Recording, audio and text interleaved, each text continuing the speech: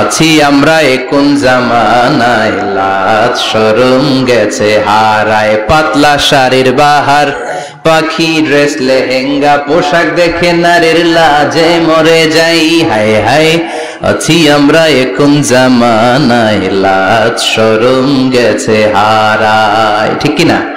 লাজ শরমের বালাই নাই। মারিয়াম আলাইহিস সালাম আজীব একটা মহিলা, স্বামী ছাড়া তার পেটের ভেতরে সন্তান দিয়েছে কে? আল্লাহ। আবার ওনার নামে কোরআনে একটা সূরা দিয়েছে কে? আল্লাহ। কি নাম? মারিয়াম। সূরাতু মারিয়াম, কাফ হা ইয়া আইন সাদ, যিকরু রাহমাতি রাব্বিকা আবদাহু জাকারিয়া। আল্লাহু আকবার। কি সুন্দর সূরা, কি অন্তমিল, কি চমৎকার ঘটনার বর্ণনা। উনার নামেও সূরা, উনার ফ্যামিলির নামেও সূরা। উনার আব্বার নাম ইমরান, মায়ের নাম হান্না বিনতে ফাখুজ। উনাদের ফ্যামিলিটা আল্লাহর কাছে এত প্রিয়, আল্লাহর একটা সূরা দিলেন ইমরানের পরিবারের সূরা। কোন? সুবহানাল্লাহ।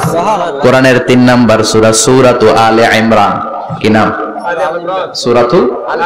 আবার কোরআনে আল্লাহ ওনাকে বলেছেন সিদ্দিকা, মানে সত্যবাদী নারী। আবার আল্লাহ বলেছেন ওয়ালাইসা যাকারু কাল উনসা, এটা এমন মেয়ে কোন পুরুষ এই মেয়ের মতো হতে পারে? ওনার মা হান্না বললেন, আল্লাহ আমার পেটে ছেলে না মেয়ে আমি জানি না। যখন মারিয়াম পেটে, আল্লাহ ছেলে হোক মেয়ে হোক বাইতুল মুকাদ্দাসের খাদেম হিসেবে তুমি কবুল করে নাও। আমার পেটে যা আছে তোমার জন্য মানত করে দিলাম। কিন্তু ভূমিষ্ঠ করার পরে দেখে মাইয়া, ভূমিষ্ঠ করার পরে দেখে কি? মেয়ে। ভাবছিল ছেলে, ছেলে হইলে খাদেম হবে, এখন মেয়ে। আল্লাহ বলে চিন্তা করো না, সাধারণ মেয়ে না। ওয়ালাইসা যাকারু কাল উনসা, এটা এমন মেয়ে কোন ছেলেরাও এই মেয়ের মতো হতে পারে। এই মেয়েকে দিয়ে দেওয়া হলো Baitul Maqdas, one of the major 3 mosques in Islam. ইসলামের সর্বশ্রেষ্ঠ 3টা মসজিদের একটা। এই বাইতুল মুকাদ্দাসের খাদেমা ছিল উনি। মসজিদ ক্লিন করতো আর ইবাদত করতো, ইবাদতে মশগুল হয়ে থাকতো, পাগল পাড়া হয়ে থাকতো, চক্ষু বন্ধ করে আল্লাহর কথা স্মরণ করত। মর্যাদা আল্লাহ তো বাড়িয়ে দিলেন, আনসিজনাল যত জান্নাতি ফল সব সামনে এসে হাজির হয়ে যেত। ওনার খালু জাকারিয়া এসে বলতেন, আন্না লাকে হাযা, ও মারিয়াম এই ফল তো এই সিজনে ফিলিস্তিনে নাই, পাইলা কই? তিনি বলতেন, হুয়া মিন ইনদিল্লাহ, রব্বুল আলামিন জান্নাত থেকে ফলের ব্যবস্থা করেছে। কোরআন সাক্ষী, আন্না লাকে হাযা, কোত্থেকে এই ফ্রুট পাইলা? আনসিজনাল, এটা তো এখানে নাই। উনি বললেন, হুয়া মিন ইনদিল্লাহ, ইন্নাল্লাহা ইয়ারযুকু মান ইয়াশাউ বিগাইরি হিসাব, আল্লাহ এরকম যারে চায় বিগাইরি হিসাব রিজিক দিয়ে থাকে। সুবহানাল্লাহ বলেন। সব সময় আল্লাহর ইবাদত, সব সময় তাহাজ্জুদ, সব সময় জিকির করতেন, লা ইলাহা লা ইলাহা ইল্লাল্লাহু মুহাম্মাদুর রাসূলুল্লাহ। ওনার পুরো জীবনের কোন মুহূর্ত আল্লাহর জিকির থেকে খালি যায় নাই, সব সময় ইবাদতে মশগুল, সব সময় কি? তার মানে মারিয়ামের জীবনী থেকে আমাদের শিক্ষা, আমার মায়েরা বোনেরা ইবাদতে মশগুল থাকতে হবে। কিন্তু দুর্ভাগ্যজনক হলেও সত্যি, আমার বোনেরা জি বাংলা নিয়ে মশগুল থাকে। ওনারা মশগুল থাকে ঠিকই, তবে ইবাদত নিয়ে না। কি নিয়ে? কথা কন। জি বাংলা কি এখনো দেশে চলে? স্টার জলসা এগুলো চলে, কিরণমালা এই সিরিয়াল গুলো চলে। নতুন সিরিয়াল আসছে, নাম কত কয়েকটা, ওয়াজ মাহফিলে বলা লাগবে আমাদের। কি নাম, কি চলে এখন জানো না তুমি? সর্বনাশ, পাগলের মতো মহিলাগুলো বসে থাকে, রাতে দেখতে না পারলে সকালে কাজা কাফার আদায় করে। আছে না নাই? কাজা আদায় করে ফেলে সকালে। খবরদার, জি বাংলা, স্টার জলসা, হিন্দি মুভি নিয়ে মশগুল থাকা যাবে না আমার বোনেরা। আপনিই পারেন আপনার ফ্যামিলিটারে জান্নাতে ফ্যামিলি বানাতে, আপনিই পারেন পরিবারটারে শান্তিময় করতে। নারী ভালো তো পরিবার ভালো। এজন্য মারিয়াম আলাইহিস সালামের জীবনী থেকে আমার বোনদের জন্য শিক্ষা, ঘরের সব কাজ শেষে অবসর যেই সময়টা পাবো ইবাদতে মশগুল হয়ে যাব। ঠিক কিনা? ইবাদতে মশগুল থাকার দরকার আছে না নাই? তাহলে মারিয়ামের মতো আপনাদের মর্যাদাও বাড়িয়ে দিবে কে? কয়জনের জীবনী গেল? আর বাকি কয়জন শুনবেন? কষ্ট হচ্ছে? এরপরে বিশ্বনবীর প্রথম বউ খাদিজা। কি সুন্দর নাম, খাদিজা বললে ভালো লাগে না? প্রথম নারী যিনি কালিমা পড়ে ইসলাম ধর্ম গ্রহণ করেছেন, আমাদের আম্মা জান। বিশ্বনবীর প্রথম বউ, 25 বছর বিশ্বনবীর সাথে সংসার করেছেন, 3 বছর বিশ্বনবীর সাথে জেল খেটেছেন, শিয়াবে আবি তালেবে। কেমন বউ, জামাইও জেলখানায়, বউ জেলখানায়। বিশ্বনবীর সবগুলো বাচ্চা সন্তান, ছেলে মেয়ে এই মহিলার গর্ভ থেকে এসেছে, একজন ছাড়া, ইব্রাহিম বিশ্বনবীর আরেক বউ মারিয়ার গর্ভে এসেছে, বাকি সব খাদিজার গর্ভে। যে আমরা ফাতেমা, বিশ্বনবীর কন্যার নাম কি? ফাতেমার মায়ের নাম কি? খাদিজা। সুবহানাল্লাহ। ফাতেমা, রুকাইয়া, উম্মে কুলসুম, জায়নাব, এই চারজনের মাই খাদিজা। আবার আব্দুল্লাহ, কাসেম, এদের মায়ের নামও খাদিজা। বিশ্বনবীর সব সন্তান এসেছে খাদিজার পেট থেকে। বরকত বেশি না কম? বিশ্বনবী ভয় পেলে খাদিজার কাছে গেলে ভয় কেটে যেত, সাহস যোগাতেন, শেল্টার দিতেন, ছাতার মতো মাথার উপরে দাঁড়িয়ে থাকতেন। আল্লাহু আকবার। বিশ্বনবী বলতেন, রুজিকতু হুব্বাহা, খাদিজার ভালোবাসা আমার অন্তরে আল্লাহ রিজিক হিসেবে দিয়েছে। আবার বিশ্বনবী বলতেন, আল্লাহ যেই কিয়ামতের দিন বন্ধু বন্ধুরে চিনবে না, ভাই ভাইরে চিনবে না, কেউ কাউরে চিনবে না, ওই কঠিন দিনে আমি আমার খাদিজারে যেন ভুলে না যাই, আমার খাদিজারে যেন দেখা মাত্রই চিনতে পারি এটা আমার খাদিজা। খাদিজাকে নিয়ে মা আয়েশা একদিন একটা কটু কথা বলেছিল, ও নবী, কবে আপনার এই বুড়ি মহিলা, বুড়ি বউ খাদিজা ইন্তেকাল করেছে, তারপরে কত সুন্দরী সুন্দরী বউ আমরা এসেছি, আমার ভালো লাগে না? খালি বুড়ির কথা কম কেন? খালি বুড়ির কথা স্মরণ করেন, আমরা আছি, আমাদের দিকে তাকান, আমরা কত সুন্দরী, আমরা কত ভালো। বিশ্বনবী রেগে গেলেন, মা আয়েশাকে এইভাবে ধরলেন। জীবনে কোনোদিন কোন স্ত্রীর গায়ে হাত তোলে নাই, শুধু ওই দিন মা আয়েশাকে এইভাবে ধরেছিলেন আর বলেছিলেন, আয়েশা খবরদার, জীবনে এই কথা বলবা না, আমার খাদিজা আমার বিপদের দিনের সঙ্গিনী, তোমরা আমার সুখের দিনের সঙ্গিনী, তোমরা কেউ আমার সাথে জেল খাটো নাই, খাদিজা আমার সাথে জেল খেটেছে 3 বছর। কয় বছর? 3 বছর। খাদিজা যখন ইন্তেকাল করলো, বিশ্বনবী কবর দিলেন, দোয়া করলেন আর কাঁদলেন। সাহাবারা দোয়া শেষে চলে যায়। আবু বকর বললেন, নবী কবর দেয়া হলো, খাদিজাকে দোয়া করা হলো, এবার চলেন। বিশ্বনবী তবুও যান না। বিশ্বনবী বললেন, আবু বকর তোমার মনে চাই তুমি ঘরে ফিরে যাও, আমি যাব না, আমি দাঁড়িয়ে থাকবো, খাদিজার কবরের 3টা প্রশ্নের জবাব আমি বিশ্বনবী দিয়ে তারপরে ঘরে ফিরে যাব। সাইয়েদনা জিবরাইল এসে বললেন, নবী আর কান্না করবেন না, আর দাঁড়িয়ে থাকবেন না, আর বায়না ধরবেন না, বন্ধুর সাথে চলে যান, খাদিজার কবরের 3টা প্রশ্নের জবাব নিয়ে আপনার টেনশনের দরকার নাই। টেনশন কার? আপনি তাড়াতাড়ি চলে যান। আপনার স্ত্রী খাদিজা যদি কবরের 3টা প্রশ্নের জবাব দিতে কোনো ভুল করে ফেলে, আরশের উপর থেকে আল্লাহ নিজেই জবাব দিয়ে দিবে। আল্লাহু আকবার। কি মহিলা ছিল! বিশ্বনবীকে সবসময় আগলে রেখেছে, শেল্টার দিয়েছে, প্রতিভক্ত ছিল। খাবার নিয়ে বিশ্বনবীর জন্য এদিক সেদিক যেতেন, বিশ্বনবী না আসলে খেতেন না। বিশ্বনবীকে কলিজার চাইতো বেশি ভালোবাসতো, পতি যা বলবে তাই শুনতো। ও মায়েরা, খাদিজাতুল কুবরার জীবনী থেকে আপনাদের জন্য শিক্ষা হলো প্রতিভক্তি। কি ভক্তি? এখন প্রতিভক্তি নাই, আমরা করি নারী ভক্তি। এখন নারী নির্যাতন কমে গেছে বাংলাদেশে, বেড়ে গেছে পুরুষ নির্যাতন। কথা কম। এখন আমরা ভক্তি করা লাগে, আমরা ভক্তি না করলে ঘরে খাওয়ান নাই, এরকম ঝামেলা আছে না নাই? কথা বলেন। আপনাদের নাগাইশের মহিলারা অনেক ভদ্র, নাগাইশের মহিলারা নিশ্চয়ই পতিকে অনেক ভক্তি করে। মায়েরা, বোনেরা, আপনার স্বামী যদি আপনার উপরে নাখোশ থাকে, আপনার ইবাদত আপনাকে বাঁচাতে পারবে না। বিশ্বনবী ফাতেমাকে বললেন, ফাতেমা তুমি বিশ্বনবীর মেয়ে হতে পারো, কিন্তু আলী যদি তোমার উপরে নাখোশ থাকে, তোমার সব শেষ, সব শেষ। আবার বিশ্বনবী বললেন, আমি যদি এক আল্লাহ ছাড়া কারো সামনে মাথাটা নত করার বিধান দিতাম, এক আল্লাহ ছাড়া যদি কাউকে সেজদা করতে আমি বলতাম, আমি দুনিয়ার সব নারীদের বলতাম স্বামীর পায়ে সেজদা দিয়ে পড়ে থাকো। কি সম্মান আল্লাহ দিলেন স্বামীকে! আপনার জান্নাত আপনার স্বামীর ভেতরেই। স্বামীকে সন্তুষ্ট করেন, স্বামীর আনুগত্য করেন, দেখবেন ফ্যামিলিটা সুন্দর হবে। আর স্বামীরা স্ত্রীদেরকে ভালোবাসেন, স্ত্রীদেরকে ভালোবাসার গল্প শোনাবেন, দামি দামি শাড়ি কিনে দিবেন, তারপরে রাত্রিবেলা গান শোনাবেন। আধরাতে যদি ঘুম ভেঙে যায়, মনে পড়ে মোরে প্রিয়, চাঁদ হয়ে রব আকাশের গায়ে, বাতায়ন খুলে দিও। এই গানগুলো শুধু বউয়ের গান, শালীর গান না, বাবির জন্য না, চাচাতো বোনের জন্য না। উল্টা পাল্টা জায়গায় করলে গুনাহ আছে না নাই? স্ত্রীর সাথে প্রেম নিবেদন করেন, ভালোবাসা নিবেদন করেন, সংসারটারে শান্তিপূর্ণ করে দিবে কে? তার মানে খাদিজাতুল কুবরার জীবনী থেকে শিক্ষা কি? বললা গেছি কি শিক্ষা? প্রতিভক্তি। কি ভক্তি? স্বামীকে ভক্তি করা লাগবে, তা না হলে জান্নাত নাই। এরপরে বিশ্বনবীর একমাত্র কুমারী বউ নাম কি? আয়েশা। বিশ্বনবী বললেন উরিতুকি ফিল মানামি সালাসা লায়াল। আয়েশা, বিয়ের আগে তোরে কিন্তু আমি 3 বার স্বপ্নে দেখছিলাম। সুবহানাল্লাহ বলবেন না? সুবহানাল্লাহ। বড্ড খুশি হয়ে গেলেন আয়েশা। এরপরে বললেন 3 বার স্বপ্ন দেখার পরে তোমার ব্যাপারে মনের মধ্যে কেমন কেমন যেন ভালো লাগে। তারপরে একটা ছোট্ট কাগজের মধ্যে, জান্নাতি কাগজ, রেশমি কাপড়ের মধ্যে তোমার চেহারাটা এনে জিব্রাইল বললেন দেখেন নবী কেমন লাগে। আমি কইলাম ভালো লাগে। কার মেয়ে? আপনার বন্ধু আবু বকরের মেয়ে, বিয়ে করবেন নাকি?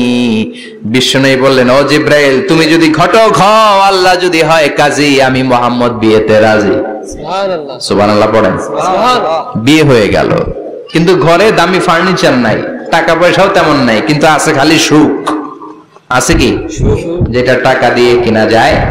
টাকা দিয়ে বাড়ি কিনা যায়, গাড়ি কিনা যায়, সুখ কিনা যায় নাকি? টাকা দিয়ে বিছানা কিনা যায়, বালিশ কিনা যায়, ঘুম কিনা যায় নাকি? কথা বলেন। এজন্য সুখ দেয়ার মালিক কে? আল্লাহ। দোকানে সুখ পাওয়া যায়? নাগাইশ বাজারে তো সুখ বেচে না? বেচতে নিয়ে যেতাম আজকে গাড়িতে করে। সুখ বেচে? কথা কন। সুখ পাওয়া যায় না। সুখ দেয়ার মালিক একজন, তিনি কে? আল্লাহ। মা আয়েশা একমাত্র কুমারী বউ, আদর করে তিনি ডাকতেন হুমায়রা, আবার মাঝে মাঝে ডাকতেন ইয়া আয়েশু। আয়েশা না, আয়েশু সংক্ষেপ। এত ভালোবাসতেন মা আয়েশাকে। মা আয়েশা গ্লাসের যেই জায়গা দিয়ে পানি খেতেন, বিশ্বনবী ওই জায়গায় মুখ লাগিয়ে পানি খেত। মা আয়েশা গোশতকে হাড্ডি ফেলে দিলে বিশ্বনবী ওই হাড্ডিটা নিয়ে চষতে শুরু করে দিত। সুবহানাল্লাহ। এক বালতি থেকে পানি নিয়ে 2 জনে গোসল করত। আবার বিশ্বনবী মাঝে মাঝে বায়না ধরতো, মাঝে মাঝে রাগও করত। সুবহানাল্লাহ কোন? স্বামী স্ত্রীর মধ্যে একটু রাগ আছে না নাই? রাগ থাকলে ওইটারে আবার ভালোবাসায় পরিণত করে দেয় কে? রাগ না থাকলে ভালোবাসা তো ভালোবাসাই না। রাগ থাকতেই হবে, তাই ভালোবাসার মর্ম বোঝা যায়। চিল্লায় বলেন ঠিক কিনা? ক্ষুধা না থাকলে খাবারের মর্যাদা বোঝা যায় না। সারাদিন পেট ভরা, খাওয়ার মজা বুঝবেন? ক্ষুধা, প্রচন্ড ক্ষুধা, তৃষ্ণার্ত, লেবুর শরবত পাইলে অমৃতের মতো লাগবে। প্রচন্ড ক্ষুধা, হাজি বিরিয়ানি পাইছেন 1 প্লেট, ইচ্ছা মতো খাবেন, কিন্তু পেট ভর্তি, হাজি বিরিয়ানি খাওয়া যাবে? এজন্য রাগ না থাকলে ভালোবাসা যে কত দামি, ভালোবাসা যে আল্লাহর পক্ষ থেকে কত বড় নেয়ামত বোঝা যায় না। মাঝে মাঝে মা আয়েশা রাগ করতেন। শুনতেছেন? জি। বিশ্বনবী বলেন আয়েশা, কখন তুমি রাগ করো, কখন তুমি আমারে ভালোবাসো আমি বুঝি। সুবহানাল্লাহ পড়েন। সুবহানাল্লাহ। মা আয়েশা বললেন কেমনে বুঝেন? বিশ্বনবী বললেন যখন তুমি রাগ করো তখন নামাজের পরে দোয়ার মধ্যে বলো, ও ইব্রাহিম আলাইহিস সালামের আল্লাহ, আপনি আমার উপর দয়া করেন। তার মানে তুমি রাগ করে আছো, আমার নাম নাও নাই। আর যখন আমার উপর খুশি থাকো নামাজের পরে দোয়াতে বলো, মুহাম্মদ সাল্লাল্লাহু আলাইহি ওয়াসাল্লামের আল্লাহ, আপনি আমাদের উপর রহমত করেন। তার মানে খুশির সময় তুমি আমার নাম নাও, রেগে গেলে অন্য নবী দেয়া দোয়া সেরা দাও, রেগে গেলে আমার নামটা নাও না। মা আয়েশা বলে নবী গো, আমি তো শুধু নামটাই মুখ দিয়ে নেই না, কিন্তু কলিজা থেকে তো আপনারে বাদ দিতে পারি না। আল্লাহু আকবার। কি ভালোবাসা!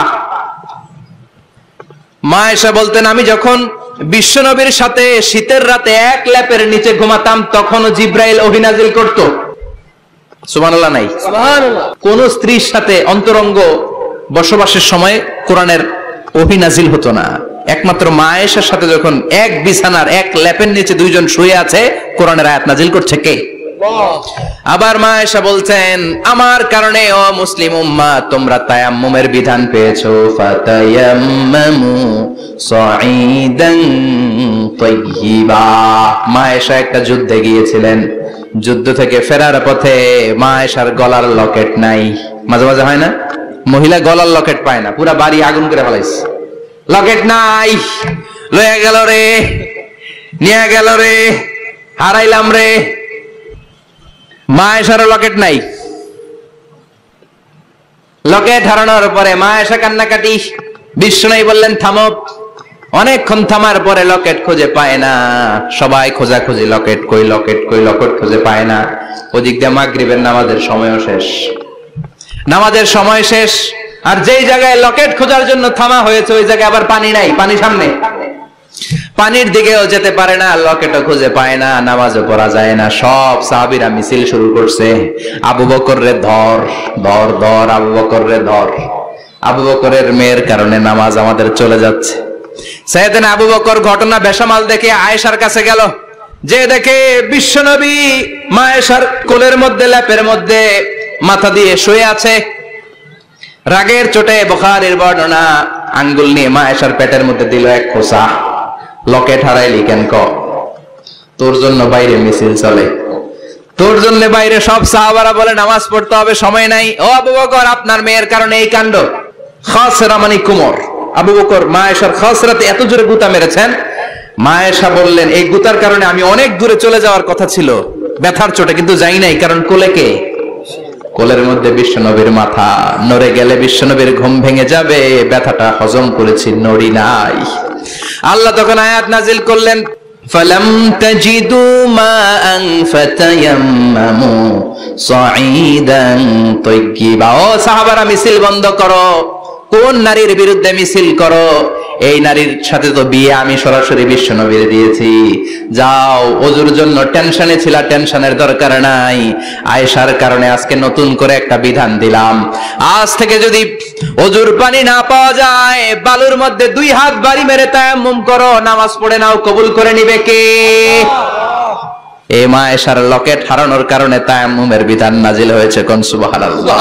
মা আয়েশা বলতেন, আমার কোলে মাথা রেখে বিশ্বনবী শেষ নিঃশ্বাস ত্যাগ করেছে, আবার আমার ঘরের মধ্যেই বিশ্বনবীর কবর। সুবহানাল্লাহ। বিশ্বনবীর কবরটা কিন্তু মা আয়েশার ঘরের মধ্যে। এখনো বিশ্বনবীর কবর যেই জায়গায়, এই জায়গায় মা আয়েশার ঘর ছিল। সুবহানাল্লাহ। 2210টি হাদিস বর্ণনা করেছেন। কত? কথা কয় না, 2210টা। ফ্যামিলির হাদিস বর্ণনার জন্য মা আয়েশাকে আল্লাহ তাআলা বিশ্বনবীর ট্যাপ রেকর্ডার বানিয়ে পাঠিয়েছেন। যাই বিশ্বনবী বলতেন, ট্যাপ রেকর্ডের মতো রেকর্ড করে সব সাহাবীদের কাছে বর্ণনা করতেন। কত কবিতা উনি নিজে জানতেন, নিজেই জানে না। কত মাসালা যে জানতেন, তার কোনো হিসাব নাই। ইলমুল ফারায়েজ, বাপ মরলে, ছেলে মেয়ে থাকলে কে কতটুকু সম্পদ পাবে, মা আয়েশার চেয়ে এই বিধান মদিনায় কেউ জানতো না। বিশ্বনবীর ইন্তেকালের পরে সাহাবাদের মধ্যে কোনো মাসালা নিয়ে কনফিউশন হলে সব সাহাবারা আম্মা জান আয়েশার কাছে এসে সলিউশন নিয়ে যেতেন। সুবহানাল্লাহ। কোন বিশ্বনবী যা বলেছেন সব মুখস্থ রেখেছেন, সব জ্ঞানের কথা ছড়িয়ে দিয়েছেন, সব সময় পড়াশোনা করতেন। সুবহানাল্লাহ। তার মানে মা আয়েশার জীবনী থেকে আপনাদের জন্য শিক্ষা হচ্ছে জ্ঞানার্জন, জ্ঞানানুরাগী হতে হবে। কি হতে হবে? জ্ঞানানুরাগী। বুখারীর বঙ্গানুবাদ পাওয়া যায়, কোরআনের বঙ্গানুবাদ পাওয়া যায়, ইসলামিক অনেক ভালো ভালো রাইটারের বই পাওয়া যায়, ঠিক কিনা? এগুলো পড়ার দরকার আছে না নাই? অনেকে বলে, হুজুর আমার ছেলেটা মোবাইল ছাড়া কিছু বোঝে না। কি কয়? মোবাইল ছাড়া কিচ্ছু বোঝে না। হুজুর মোবাইল দিলে ঠান্ডা, মোবাইল নিলে কান্দে, এরকম আছে না নাই? এর কারণ হাজব্যান্ড ওয়াইফ দুইটার কাছে সবসময় মোবাইল। কথা কন। বাবার কাছেও মোবাইল, মায়ের কাছেও মোবাইল, তো ছেলে মোবাইলের জন্য কাঁদবে না তো কি করবে? বাবার হাতেও যদি বই থাকে, মায়ের হাতেও যদি বই থাকে, ছেলে মোবাইল চাবে নাকি? ছেলেও চাবে বই, ছেলে চাবে কি? কথা বুঝতে পেরেছেন?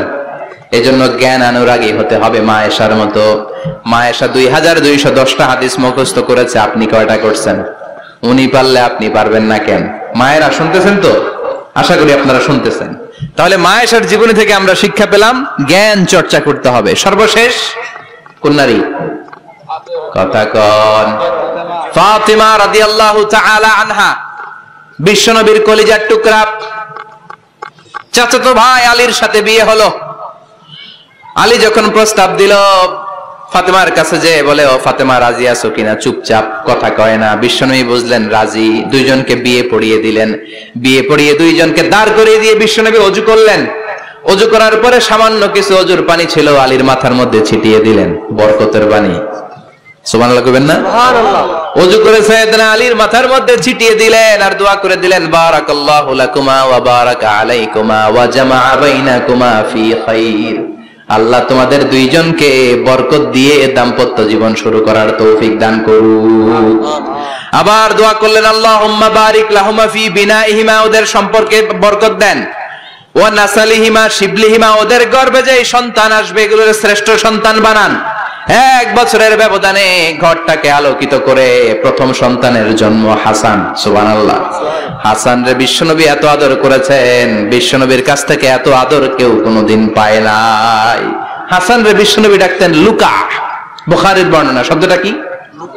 লুকা মানে পিচ্ছি। ছোট বাচ্চাদেরকে আপনারা কি কন? আরে পিচ্ছি তো আমি কইছি, আপনারা কি কন? নাগাইছি কি বলেন? বাচ্চা বলেন, বাবু বলেন, আর কিছু কি বলেন? আর কিছু নাই। তাহলে যে বাবু পিচ্ছি, হ্যাঁ, এই বাবু পিচ্ছি আরবি হচ্ছে লুকা। বিশ্বনবী ফাতেমার ঘরে এসে বলতেন আইনাল লুকা, পিচ্ছিটা কই রে? আমার হাসান কই, আমার নানা ভাই কই? আর বিশ্বনবীর আওয়াজ শুনলে হাসান এসে বিশ্বনবীর কাঁধে। আল্লাহু আকবার, আল্লাহু আকবার। বিশ্বনবী বলতেন ফাতেমা আমার কলিজার টুকরা, যে ফাতেমারে কষ্ট দেয় সে আমারে কষ্ট দেয়, ফাতেমারে আনন্দ দেয় মানে আমি বিশ্বনবীরে আনন্দ দেয়। এই ফাতেমা সব সময় পর্দায় থাকতেন, দিনের বেলা বেরোতেন না, সারা দিনে টয়লেট করতেন একবার, সেটাও করতেন রাত্রে, যাতে দিনের বেলা কেউ তারে না দেখে। কি ব্যালেন্স লাইফ, কি ব্যালেন্স লাইফ! রাতে একবার টয়লেটে যাওয়া মানে কি সারাদিন খাওয়া দাওয়া এরকম ব্যালেন্স করে করতেন। কেউ দেখতে পারে না ওনারে, কেমন ছিল কেউই জানতো না। এমন ভাবে চলাফেরা করতো, কোনো পুরুষদের সামনে দিয়ে কখনো যেতেন না। এজন্য ইন্তেকালের আগে আলীকে বললেন, আলী, বিশ্বনবীর ওসিয়ত অনুযায়ী কিছুদিন পরে আমি আমার বাবার সাথে সাক্ষাৎ করব। ইন্তেকালের সময় বেশি লোক আমার জানাজাতে আসার দরকার নাই, নিজেরা দোয়া করে দিলে চলবে। আর আমার জানাজার খাটিয়ার উপর দিয়ে বিশাল একটা বোরকা দিয়ে দিও। এটা আরবিতে বলে নাউশ। কি বলে? এই প্রথম কোন নারী তার খাটিয়ার উপরে নাউশ ব্যবহার করেছে, জন্য এটাকে বলে সুন্নাতু ফাতিমা, ফাতেমার সুন্নাত। সাইয়েদাতুনা ফাতেমার আগে কেউ জানাজার খাটিয়াতে নাউশ ব্যবহার করে নাই। আল্লাহু আকবার, আল্লাহু আকবার। আলীকে বলে গেলেন, আলী, অল্প কয়েকজন পুরুষ নিয়ে জানাজা দিও, বেশি মানুষের কাছে আমারে নিও না। দুনিয়ার বুকে আমি লুকিয়ে লুকিয়ে চলতাম, মরার পরে লুকিয়ে লুকিয়ে আল্লাহর কাছে চলে যেতে চাই, পুরুষদের সামনে আমারে নিও না। ও মা, এই ফাতেমার জীবনী থেকে আপনার জন্য শিক্ষা হলো পর্দা। সব সময় পর্দাটা দেহে থাকার দরকার আছে না নাই? রাজি আছেন তো? তাহলে এই 6 জন নারীর জীবনে যদি আমার মায়েরা পরে, আমার মায়েরা বোঝে, ওই মায়েরা বিপদগামী হতে পারে নাকি? হতে পারে। তাহলে 6 জনের আবার রিভাইজ করে চলেন। প্রথমে বললাম কার কথা? হাজারের জীবনী থেকে শিক্ষা কি? আল্লাহর উপর তাওয়াক্কুল। 2 নম্বরে বললাম কার কথা? আসিয়ার কথা। আসিয়ার জীবনী থেকে শিক্ষা হলো ইমানের পথে অবিচল থাকতে হবে, ঠিক কিনা? তারপরে মারিয়ামের জীবনী থেকে শিক্ষা হলো সব সময় ইবাদতে মশগুল। খাদিজার জীবনী থেকে শিক্ষা হলো প্রতিভক্তি, স্বামীর প্রতি আনুগত্য। মা আয়েশার জীবনী থেকে শিক্ষা হলো জ্ঞান অর্জন করতে হবে কার খুশির জন্য। আর ফাতিমার জীবনী থেকে শিক্ষা হলো সব সময় পর্দা গায়ের মধ্যে থাকার দরকার আছে না নাই? মানতে রাজি আছেন? এই 6 জনের জীবনী গ্রন্থ কিনা যাবে না? কিনতে রাজি আছেন তো? কথা কয় না? সবাই রাজি? নারীদের জন্য জান্নাতে যাওয়া সহজ, very easy way. Our beloved Prophet Muhammad has prescribed a very easy way to enter the paradise for the women. নারীদের জন্য জান্নাতে যাওয়ার সহজ শর্টকাট। মায়েরা আবার কান খাড়া করেন খরগোশের মতো, শর্টকাট বলে দিয়ে যাই। আল মারআতু ইযা সাল্লাত খামসাহা, বিশ্বনবী ফরমান 4টা কাজ যে নারী দুনিয়ার বুকে করবে, ওই নারীর জন্য জান্নাতের 8টা দরজা খুলে দিবে কে? আল্লাহ। 1 নম্বর, আল মারআতু ইযা সাল্লাত খামসাহা, 5 ওয়াক্ত নামাজ যে মেয়েরা পড়বে, সামাত শাহরাহা, যারা রমজানের রোজা রাখবে, আতাআত বালাহা, স্বামীর আনুগত্য করবে, হাফিজাত ফুরুজাহা, লজ্জাস্থানের হেফাজত করবে। এই 4টা কাজ যে নারীরা করবে, 8টা জান্নাতের দরজা তাদের জন্য খুলে দিবে কে? আল্লাহ। সহজ হয়ে গেল না? মাত্র 4টা। কয়টা? 4টা। আরো জোরে বলেন, কয়টা? 4টা। মাত্র 4টা কাজ। আর কিছু কাজ করতে বিশ্বনবী নিষেধ করেছেন। জামার উপর দিয়ে পারফিউম মেখে যেতে নিষেধ করেছেন মুহাম্মদ সাল্লাল্লাহু আলাইহি ওয়াসাল্লাম। আইয়ুমা ইমরাআতিন ইস্তাআতারাত, যেই মহিলারা পারফিউম মেখে বের হলো পুরুষদের দৃষ্টি আকর্ষণের জন্য, কিয়ামতের দিন জিনাকারিনীদের কাতারে ওদেরকে দাঁড় করাবে কে? আল্লাহ। অনেক মহিলারা আছে ঝাঁঝালো পারফিউম দেয়, আছে না? টেম্পুর মধ্যে বসাই যায় না, না? সিএনজিতে বসছেন, এদিকে বসছে খালাম্মায়, হায় হায়। মায়েরা খেয়াল করে শুনেন, আপনাদের ড্রেস কেমন হবে? নাম্বার 1, আপনার পুরো দেহটা ঢাকা থাকতে হবে। যে ড্রেস পরবেন, you should cover your whole body. শুধু হাতের এই 2 কবজি আর চেহারা খোলা রাখতে পারবেন, তবে চেহারা ঢেকে রাখা উত্তম। একজন মহিলা বোরকা পড়ছে কিন্তু চেহারা খোলা, তার হেজাব হয় নাই, পর্দা হয় নাই, এটা বলা যাবে, কিন্তু উত্তম হচ্ছে চেহারা ঢেকে রাখা, কারণ চেহারা সৌন্দর্যের রাজধানী। Face is the capital of beauty, ঠিক কিনা? চেহারা দেখলাম তো সব বোঝা গেল, ঠিক কিনা? কেমন মাধুর্যতা আছে, দেখতে কেমন সুন্দরী কিনা সব বোঝা যায়। এজন্য চেহারাটাও ঢেকে রাখবেন, চোখটা খোলা রাখবেন। বিশ্বনবীর স্ত্রী উম্মে সালামা বলে, দেখার জন্য আমার দুই চোখের দরকার নাই, লাগবে এক চোখ। উনি আরেক চোখের মধ্যে আরেক কাপড় দিয়ে রাখতেন, এমনি তাকাইতেন। সাহাবারা বলতেন, উনারে দেখলে আমরা দিতাম দৌড়, ভয় লাগতো। চোখ একটা দেখা যায় আর একটা খোলা, ওনারা দেখে আমরা এদিক সেদিক পালিয়ে যেতাম। আবার অনেক মহিলারা পা ঢাকে না, পা কিন্তু পর্দার অন্তর্ভুক্ত। সব সময় মেয়েরা পা মোজা পরে বেরোতে হবে, পা দেখানো যাবে না। হাদিসে এসেছে শুধু হাত এতটুকু, পা কিন্তু পর্দার অন্তর্ভুক্ত। উম্মে সালামা বললেন, ইয়া রাসূলুল্লাহ, আমরা তো হাঁটতে গেলে অনেক সময় পা দেখা যায়। বিষ্ণু বললেন, তাই? তাহলে এক বিঘত নিচ দিয়ে কাপড় বাড়াও। উম্মে সালামা বললেন, জোরে হাঁটলে তো তারপরও দেখা যাবে। বিষ্ণু বললেন, এক হাত বাড়াও, ধুলাবালি সহ টানবা, তারপরও পায়ের 1 ইঞ্চি দেখানো যাবে। তাহলে ড্রেস কোডের প্রথম নিয়ম হচ্ছে পুরো দেহ ঢাকবেন। 2 নম্বরের নিয়ম, পোশাক ঢিলে ঢালা হবে না টাইট ফিটিং? আরো জোরে বলেন। আছি আমরা কোন জামানায়, লাজ শরম গেছে হারায়, পাতলা শাড়ির বাহার, পাখি ড্রেস লেহেঙ্গা, পোশাক দেখে নারীর লাজে মরে যাই। হায় হায়, আছি আমরা কোন জামানায়, লাজ শরম গেছে হারায়, ঠিক কিনা? লাজ শরমের বালাই নাই। ঢিলে ঢালা হবে, টাইট ফিটিং হতে পারবে না। মোটা কাপড়ের হবে, এই যে আমার জুব্বা দেখছেন, আমি মহিলাকে পোশাক পরে ফেলেছি কিন্তু হেরা পরে না, এরকম মোটা হবে, মোটা কাপড়, কিচ্ছু দেখা যায় না, বাইনোকুলার দিয়েও দেখা যাবে না। আবার ঢিলে ঢালা আছে না নাই? আমরা পুরুষরা যে এটা পরি, এটা দিয়ে 3 মহিলার কাপড় হয়, ঠিক কিনা? কাপড় পরতে চায় না তারা, ওদের পোশাক আমরা নিয়ে নিচ্ছি। তার মানে ঢিলে ঢালা হবে, মোটা কাপড়ের হবে, টাইট ফিটিং হতে পারবে, আবার পুরুষদের পোশাক হতে পারবে। এই 4টা নিয়ম মেনে যে যেই ধরনের পোশাক পরেন, চাদর পরেন সমস্যা নাই, শাড়ি পরেন সমস্যা নাই, ব্লাউজ পরলে ফুল হাতা পরবেন সমস্যা নাই, মেক্সি পরলেও সমস্যা নাই, বোরকা পরলেও সমস্যা নাই, কিন্তু পোশাকটা শালীন পোশাক হতে হবে। কি পোশাক? সবাই বলেন, শালীন পোশাক। পুরুষদের পোশাক পরা যাবে না, কারণ বিশ্বনবী লানত করেছেন ওই নারীদেরকে, যেই নারীরা পুরুষদের মতো সাজতে চায়। এরকম আছে না নাই? দেখলে বোঝা যায় না কোনটা ছেলে কোনটা মেয়ে, আছে না নাই? ইসলাম যে মর্যাদা আপনাদেরকে দিয়েছে, আর কেউ দিয়েছে নাকি? ইসলাম বলে প্রথম সন্তান কন্যা সন্তান হলে ঘরের মধ্যে বরকত, আছে না নাই? মিন বারাকাতিল মারআতি তাবকিরুহা বিল ইনাস। একটা মেয়ের মধ্যে বরকত বেশি না কম কেমনে বুঝবেন? তার প্রথম সন্তান যদি মেয়ে হয়, তাহলে বুঝবেন এই মেয়েটা বরকতওয়ালা মেয়ে, এই মেয়ে আপনার জীবনে অনেক কিছু নিয়ে আসবে। সুবহানাল্লাহ কইতে পারেন না?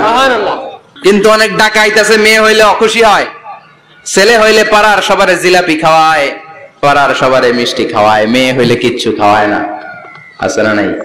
কিন্তু আমরা মেয়ে হলে খুশি হব। কার কার প্রথম সন্তান মেয়ে? হাত তোলেন। হ্যাঁ, অনেকে আছে তো মাশাআল্লাহ, আপনারা অনেক বরকতময়, আলহামদুলিল্লাহ, হাত নামান। আমারও প্রথম সন্তান মেয়ে।